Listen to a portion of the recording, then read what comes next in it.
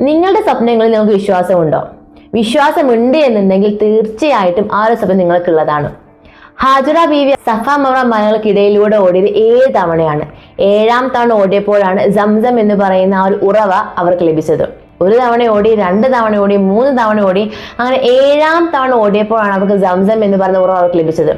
തന്നെ സൃഷ്ടിച്ച തന്റെ സൃഷ്ടാവിനോടുള്ള അതിയായ വിശ്വാസവും തനിക്ക് വെള്ളം ലഭിക്കും എന്നുള്ള വിശ്വാസം അവർക്ക് ഉണ്ടായത് കൊണ്ട് മാത്രമാണ് ഓടിയ അതേ വഴികളിലൂടെ തന്നെ അവർ വീണ്ടും വീണ്ടും വീണ്ടും ഓടിയത്.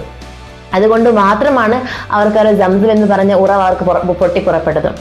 ഇതേപോലെ ഓരോ ചരിത്രത്തിൽ നിന്നും ഓരോ കഥകളിൽ നിന്നും നമുക്ക് ഓരോ പാഠങ്ങൾ ഉൾക്കൊള്ളാനുണ്ട്.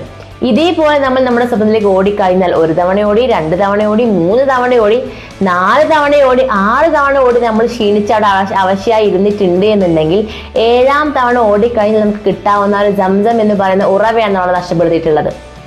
സോ നിങ്ങളുടെ സ്വപ്നങ്ങളിൽ വിശ്വാസം ഉണ്ട് എന്നുണ്ടെങ്കിൽ നിങ്ങളെ സൃഷ്ടിച്ച നിങ്ങളുടെ ദൈവം തന്നെയാണ് നിങ്ങളുടെ മനസ്സിലേക്ക് ആ ഒരു സ്വപ്നം ഇട്ട് തന്നിട്ടുള്ളത്.